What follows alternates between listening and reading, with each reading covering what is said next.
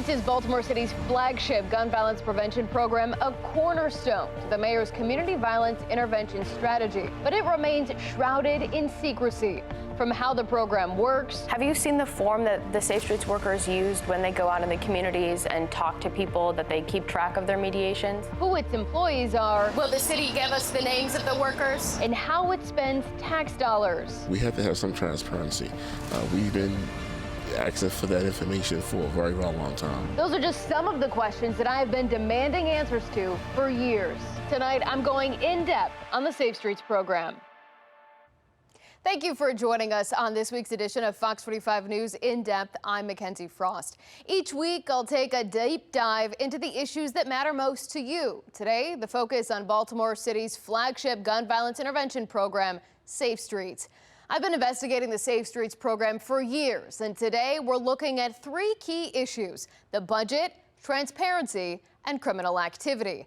When it comes to the budget, we know that the city pours millions of dollars into two community-based organizations to run the Safe Streets programs.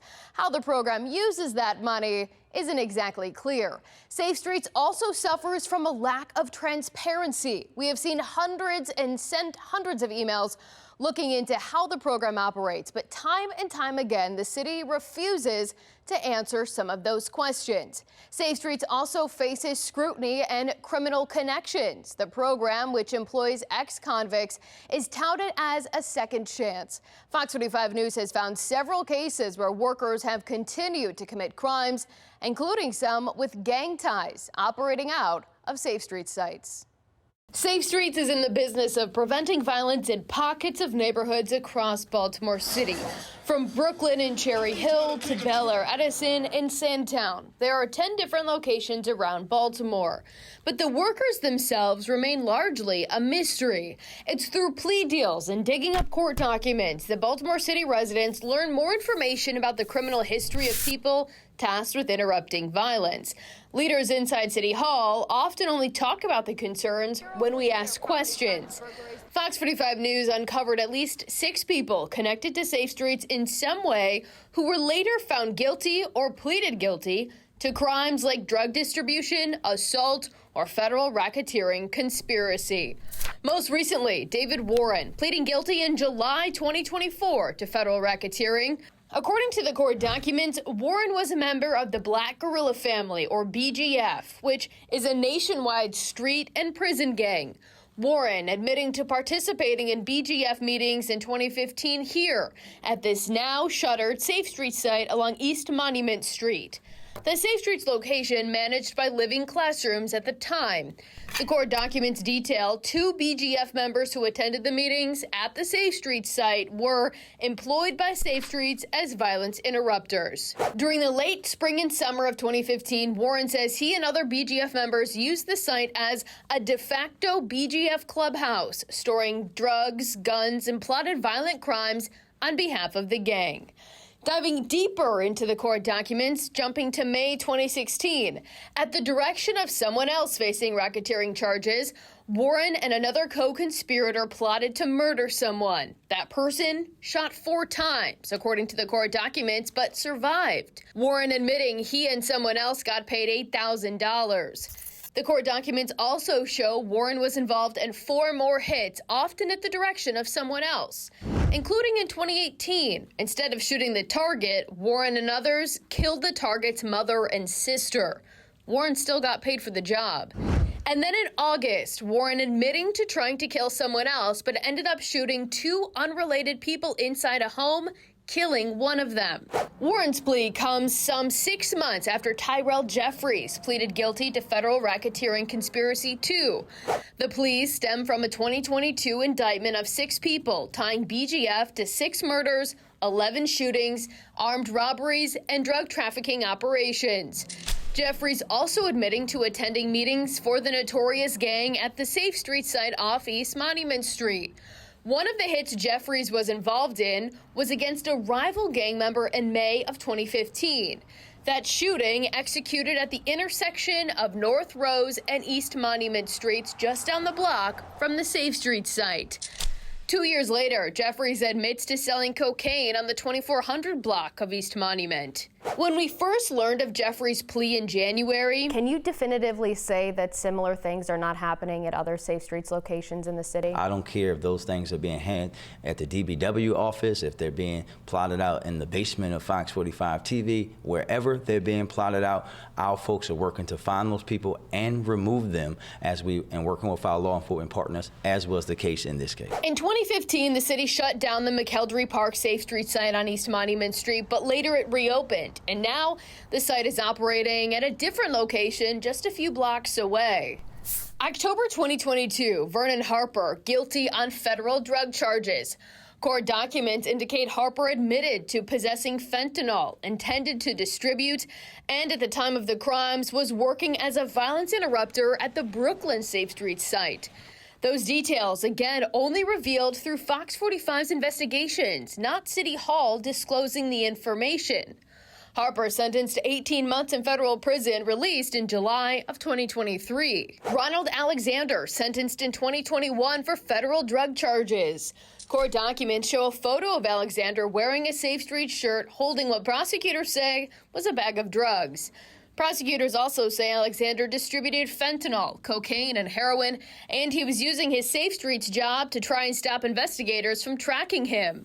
Alexander sentenced to 11 years in prison.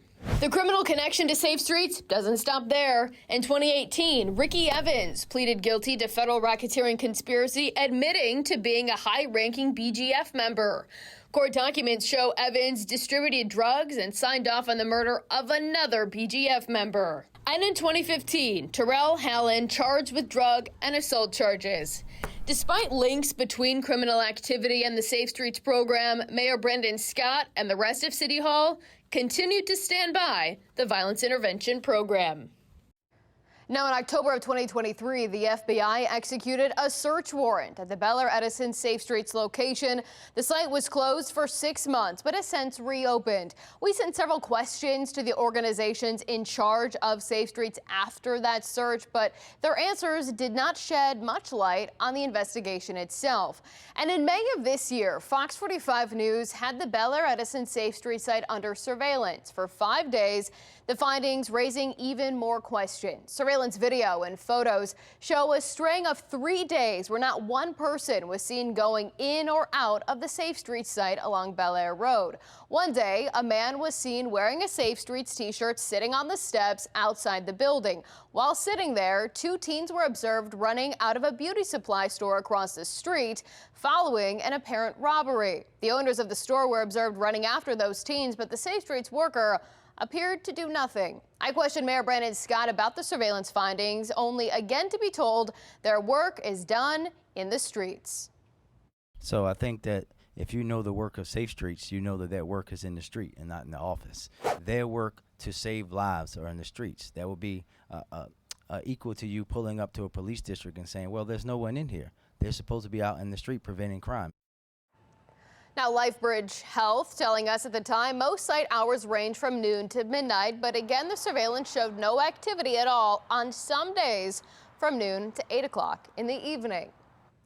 And those are just some of the questions we have about the Safe Streets program. We also want to know who the Safe Streets workers are, how they're vetted, and how they're trained. Only through our investigations have we been able to start to peel back the layers and really understand more how Baltimore City is spending your tax dollars.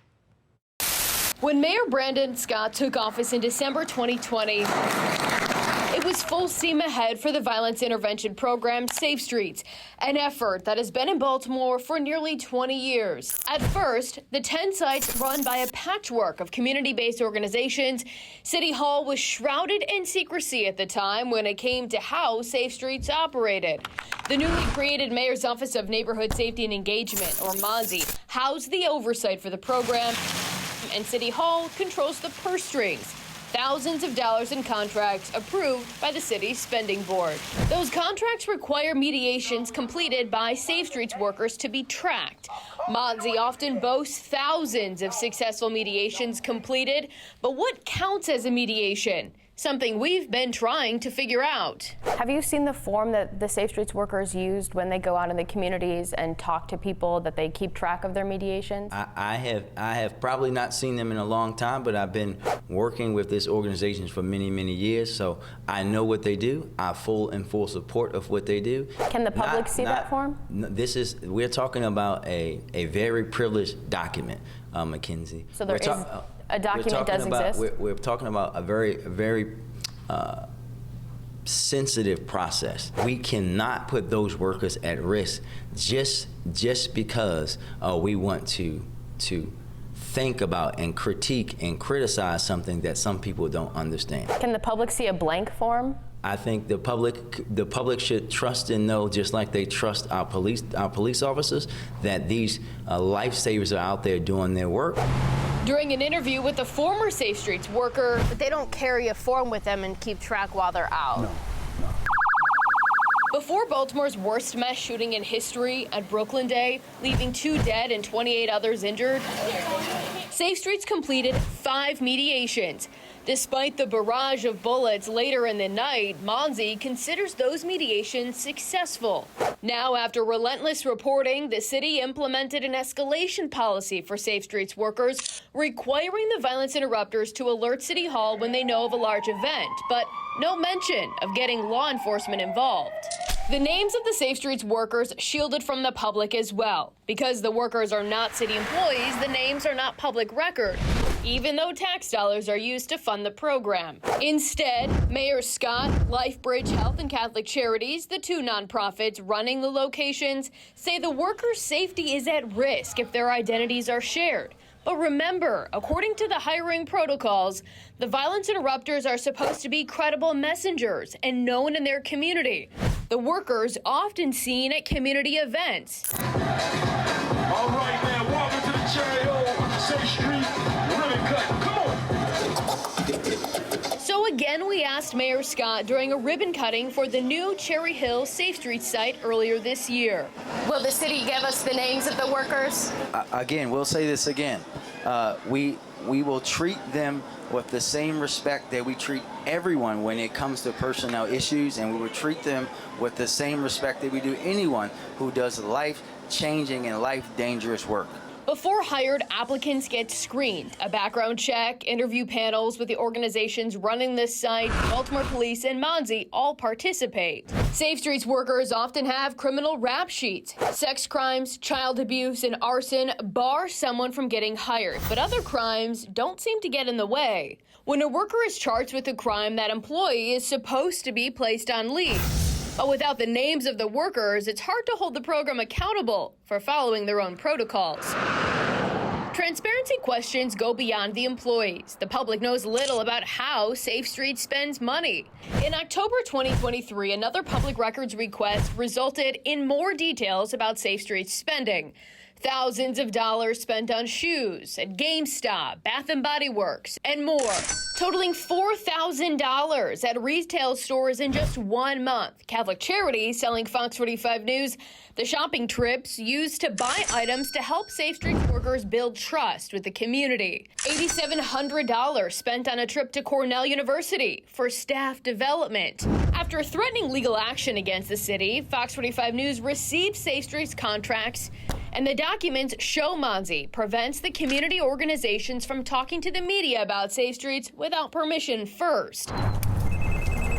We've gone knocking at every location, only to find little activity. Mayor Scott maintains the work is done in the streets, not in the office. I'm looking for the Safe Streets. We've gone around the neighborhoods too, looking for signs of Safe Streets. Often those efforts, they're not here. Not successful. The community organizations tell FOX45 News the workers are usually on the clock during hours when violence is most likely. City council members raising questions of their own during various oversight hearings and pushing for more transparency. No, they're getting over $20 million. Like, we have to have some transparency. We've been asking for that information for a very, very long time. I think that until we start to see transparency in data, I think that money should be held to a halt. But Councilman Antonio Glover's request, not honored. The city continues to fund Safe Streets and provide little information to the people footing the bill for the program. Now, Shantae Jackson was the first director of Mikenzie. She resigned in June 2023. I tried to ask her about the Safe Streets program many times, and I've also asked for a sit-down interview. Jackson walked away from our questions more often than not and refused to agree to do an interview with me. We're not talking about cherry picking numbers. Let's make sure we don't report that, okay? Okay. Director Jackson, can I ask you a couple of questions?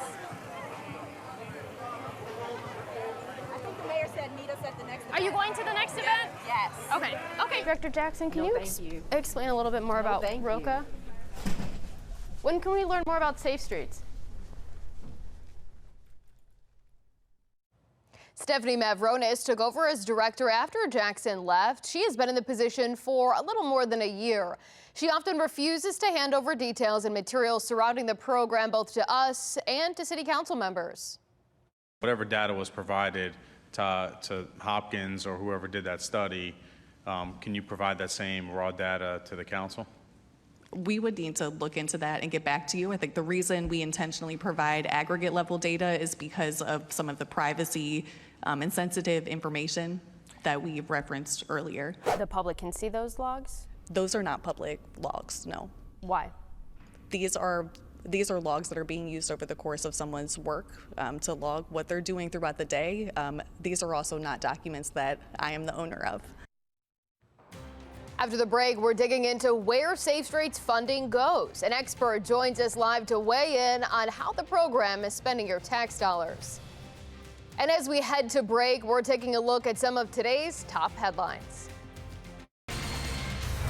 In a scathing 3-report IG investigation, widespread safety concerns and an abusive work culture uncovered inside DPW. But Mayor Brandon Scott pointing to a 3-year, $20 million project to improve and repair DPW's outdated facilities instead of immediate accountability. Clearly, I think there's a systemic issue, and it all starts with leadership. The number of homicides are down. In the last month, from June 24th to July 24th, there were 25 homicides. That's almost one a day. Some people say they still don't feel safe in the city. I live in this neighborhood. It's not really that safe here, honestly speaking. Protests in support of Palestine happened outside of the White House as President Joe Biden met with Israeli Prime Minister Benjamin Netanyahu. It was the second straight day of demonstrations.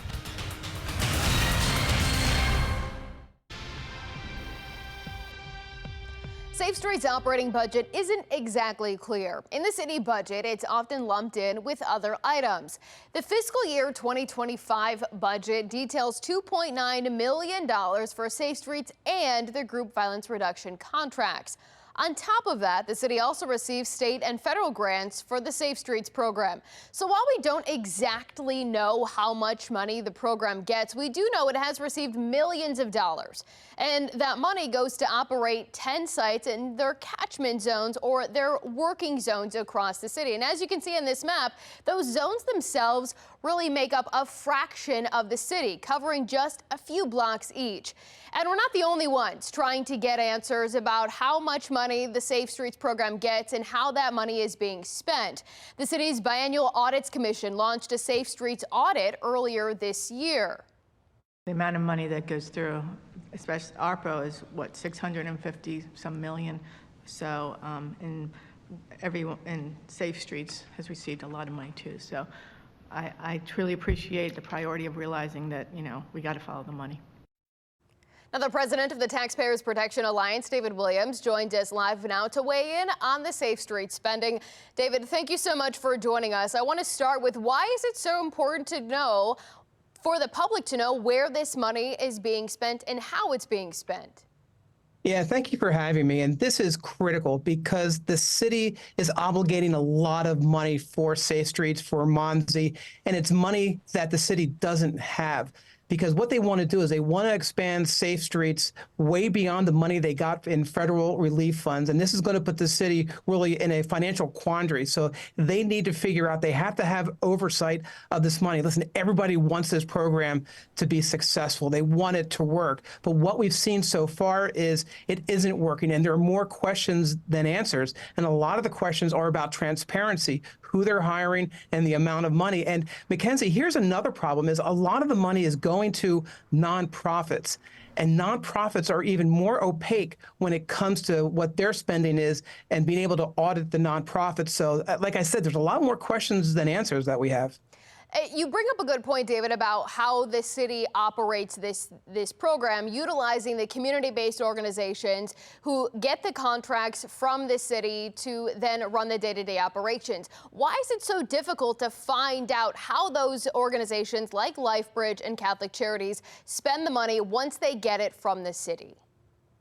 Because there's a delay in the audit of these nonprofit organizations. Every year they have to submit financial information to the Internal Revenue Service, but that information is actually delayed by almost a year. And in some cases, nonprofits can wait 2 years before they publish that information online. This should be happening on a monthly basis or a quarterly basis where we can see where the money is being spent, again, who they're hiring, and do a deep financial audit of Safe Streets and really any agency or program within the city, but especially a program that's been so highly touted by the mayor, and now they're not even answering questions. And, you know, I was listening to the clip earlier and refusing to answer questions about taxpayer money. This is money that the citizens of Baltimore are paying into the program, and federal taxpayers are paying into the program. So these are easy, they should be easy questions for them to answer. Let me ask you this. Do you believe that it is something within the mayor's authority to call on the two organizations that get the contracts from the city to open their books and to share this information to the public and be more transparent about how the money is being spent? 100% it's the mayor. And listen, the city council can also jump in here. And I heard, again, the clips of some of the city council members asking for this information. And it's quite shameful that city council members aren't getting this information. And I would also encourage the Board of Estimates. They need to do this because they are really the fiscal watchdog when it comes to spending money. So they need to get involved in this. And again, it starts at the top, though. It starts with the mayor, and he needs to demand answers. And you can't take credit for something when things are going well, and when things aren't, you can't back away from those questions. You have to answer them. David Williams, thank you so much for joining us. Almost 4 years into this investigation, and like you said, more questions than answers. Now, we invited the key stakeholders involving running the Safe Streets program to participate in an interview with us, either live in this show right now or at another time. Catholic Charities declined our interview invitation. LifeBridge Health told us no one was available. Mayor Brandon Scott and Mikenzie ignored our invitation completely. And we asked you, what questions do you have about the Safe Streets program? We'll take a look at some of those responses coming up after the break.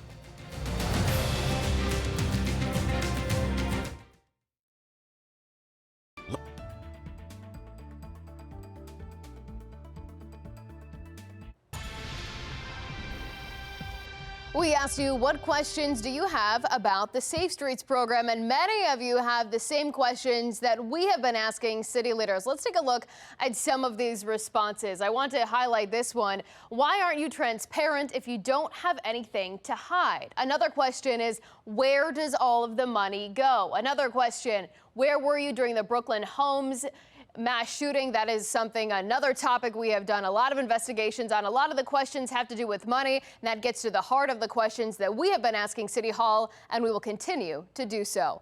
Thank you for joining us on this week's edition of Fox 45 News In Depth. I'm Mikenzie Frost. Mary?